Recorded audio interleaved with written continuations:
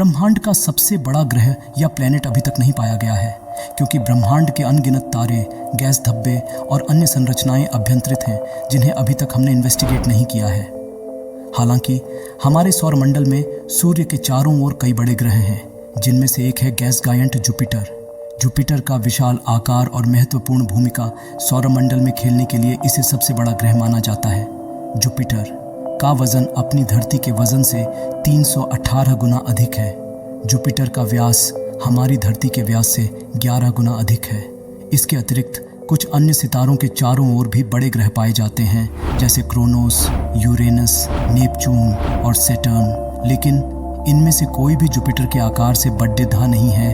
यहाँ तक कि भूगोल शास्त्रीय परिभाषाओं के अनुसार भी कोई व्यापारिक परिभाषा नहीं है जो निश्चित रूप से सबसे बड़े ग्रह को परिभाषित कर सके। इसलिए सबसे बड़ा ग्रह का निर्धारण किसी निश्चित परिभाषा के अनुसार संभव नहीं है। जुपिटर के अलावा सौरमंडल में दूसरे बड़े ग्रह शनि, जिसे इंग्लिश में सैटर्न कहते हैं। शनि की विशाल गति, विशाल आकार और उसके चमकदार रंग की वजह से यह एक प्रमुख ग्रह है। शनि के चारों ओर एक विशाल रंग लगे हुए हैं, जिन्हें रिंग्स कहा जाता है। यह रिंग्स वास्तव में धब्बों, धूल और आधारिक अणुओं का मिश्रण है। शनि का आकार भी बहुत बड़ा है, लेकिन यह भी जुपिटर से कुछ कम बड़ा है। शनि का आकार धरती के आकार से लगभग 95 गुना है। इसके अतिरिक्त दूसरे बड़े ग्रहों में अन्य विशेष उल्लेखनीय ग्रह जैसे कि यूरेनस, नेपच्यून और क्रोनोस हैं।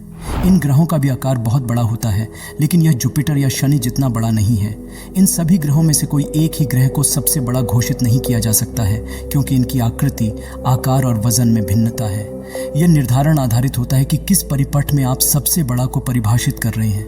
जब हम ब्रह्मांड के लेवल पर देखते हैं तो हम उसे गैलेक्सियों के समूहों, जिन्हें सुपर क्लस्टर्स कहा जाता है, और उनके समूहों के साथ एक सुपर संरचना के रूप में देख सकते हैं। इन सुपर संरचनाओं में एक समुदाय होता है जिसे हम ब्रह्मांड कहते हैं। इस प्रकार यदि हम ब्रह्मांड का सबसे बड़ा ग्रह या प्लैनेट ढूंढ रहे हैं, तो इसका अर्थ ब्रह्मांड के सबसे बड़े गैलेक्सी को देखना होगा। ब्रह्मांड के सबसे बड़े गैलेक्सी के रूप में विराट गैलेक्सी IC1 का उल्लेख किया जाता है। इस गैलेक्सी का आकार बहुत विशाल है और इसमें अनेक करोड़ों तारे हो सकते हैं। इसका आकार लगभग 5.5 मेगापार्सेक यानी लगभग 60 लाख लाइट ईयर हो सकता है।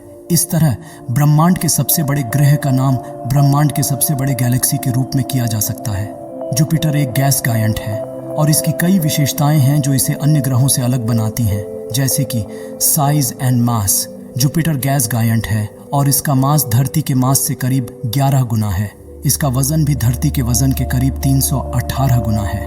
महासागर। जुपिटर के ऊपर एक महासागर है जिसे ग्रेट रेड स्पॉट कहा जाता है। यह एक बड़ा आंधी चक्र है जो शायद लाखों मील लंबा है। गासी साउंड। जुपिटर में बहुत अधिक गैस पाया जाता है जो इसे ध्वनि युक्त बनाता है। इसका वायुमंडलीय साउंड बहुत गहरा है और साउंड गूंजने का एक विशेष प्रभाव उत्पन्न करता है। Star field.